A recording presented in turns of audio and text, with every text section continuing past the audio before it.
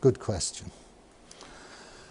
So we can adopt what's known as a Wittgensteinian approach to semantics. What do we mean by money? Well, if it's how people use the word is the meaning. There's no sort of Platonic thing that the word money points to and that's it. It's how we use the word. And from our point of view, the money users, the new numbers are new money. We spend them, use them, that is our medium of exchange.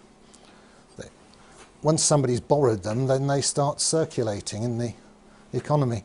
The guy who sold you the house, he gets the 100,000, he probably buys a new car with it, or he goes on holiday, or whatever. Now there's a flip side to that expansion of the bank's balance sheet when somebody comes along and repays their loan, pays money back to the bank. And in this case, the money supply contracts. Let's see that schematically. Here's the balance sheet. The dotted lines are before the event, and the solid lines are both before and after. So when the guy comes in with these 100,000, well, he probably doesn't these days, he probably does it electronically, but when this event of debt repayment happens, then the effect on the balance sheet is that the loan account is paid off, so it disappears. So obviously some historic record of it is kept somewhere, but the day-to-day accounting of the bank, that loan has gone. And on the other side of the balance sheet, the customer's current account has gone down by 100,000. So we see the two sides now have shrunk, just in the opposite way to when they expanded when the loan was taken out. So after a while, the bank's been trading, and what does its balance sheet look like in general? Again, this is very schematic. Well, we've seen that the customer's deposits are liabilities to the bank. The loans taken out by customers are assets to the bank. Here they are. You'll notice the loans are a bit bigger than the deposits in this diagram. That's because, as we'll see, interest is charged on those loans. They have a certain internal dynamic. You take your eye off them and they grow. Another asset to the bank is physical cash called vault cash. This is, the bank does actually keep some notes and coins in its safe, in its vault, and that is an asset to the bank. So we notice the difference between electronic money and physical money here, that whoever actually has ownership of physical cash, that's an asset to that entity, be it the bank or people outside the bank.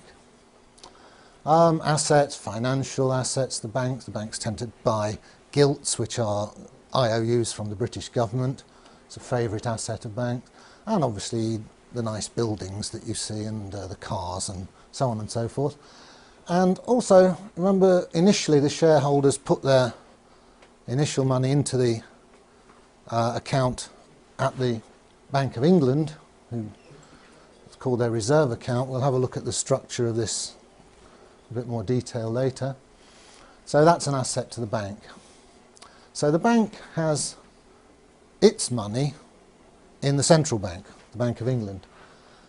The bank's customers have their money in the commercial bank. And on the commercial bank's balance sheet, the bank's money is an asset and the customer's deposits is a liability. Other liabilities that banks have, well, they have all the usual expenses of any business. They owe tax, they have to pay electricity bills, etc., etc. But like any business, they have this shareholder's capital account, which is a number on the liability side of their balance sheet, and it represents something quite important. It's what the shareholders would get were the bank to be wound up now. The bank would call in all its assets, pay off all its liabilities, and with any luck there'd be something left over for the shareholders to take away, because the shareholders came in at the beginning with a certain amount of money, they've traded for a while, they might want to stop trading now and walk away with some loot. So that's where it accumulates in their shareholders' capital account. So we've now seen where this electronic money comes from, how it gets into circulation, how it comes into being. And looking back, you can see that bit by bit in the past, it's all been borrowed into existence by somebody. And these people out there who, or some in here probably, who borrowed these digits into existence, got them into the banking system, they're paying interest on them. So every electronic pound going round and round the economy, some poor so-and-so somewhere is paying interest on it. So that means that if you think of the whole money supply, or you know, the electronic bulk of it, which is more or less all of it these days, then that money supply, that medium of exchange, is actually on loan to us. It has no permanence. It doesn't go round and round within the community of money users. It's lent to them by this rather strange banking system. So the conclusion is we actually rent our currency, our medium of exchange, from the bank, from the banking system, through these interest-bearing loans. And that's weird, isn't it, when you think about it? These numbers, they charge us for using their numbers, which cost them nothing to type in. Well, yeah, my numbers are as good as their numbers. As a mathematician, I must say this. So why am I forced to rent their numbers? So I like the phrase that we have a rent-a-currency system. Let's look at it schematically. Well, here's us in the economy. These arrows mean the money's going round and round. And what goes round and round up there is digits in banks' computers, and none of it is debt-free and none of it is permanent.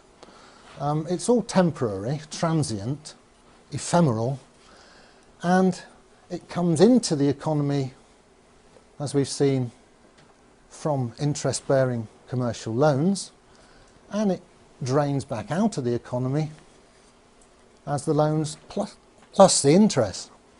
So the banks extract wealth from the economy by renting to us a bunch of numbers.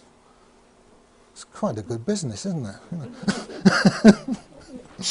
And of course the numbers they get back as interest are just as good as any other numbers, and they can spend those numbers back into the economy. And you know, you'll notice bankers have pretty good cars and bonuses and houses and so on. All for buildings. Oh yeah, I mean, they accumulate a lot of wealth by charging us to use their numbers. What's the alternative? Well, we could do it this way. Here's us in the economy, and instead of using numbers which are lent to us by commercial banks, we could have our own numbers. Could issue them collectively, all of us. And they could be permanent. And the money supply could go round and round indefinitely as we conduct our business. Where would that sort of money come from? Well, it can only come from the collective, from the whole community of money users. You don't want any privileged minority doing it and making lots of profit out of it. Let's do it all together. You know, we're all going to use these numbers. Well, let's have our own numbers. Fine. So we issue them into the economy and through what's called the state, which is, taking a benevolent look at it, it's what we all want to do collectively together. We all have nice roads and we all want to drive on the same side of the road and so on. So I'm just having a dig at the anarchists here who often I debate with on the internet. So collectively we can provide our own medium of exchange, our own bunch of numbers at negligible cost. You know, you have to pay some guy to type them in, sure, but it's not a big expense. So that's the alternative which we're all working towards.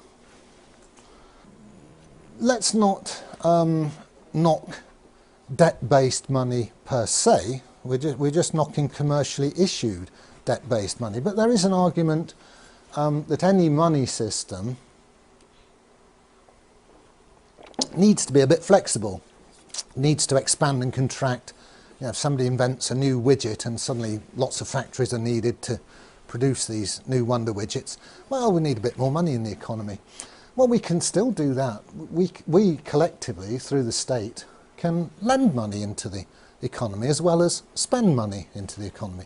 So it's not a problem. This is a counter-argument to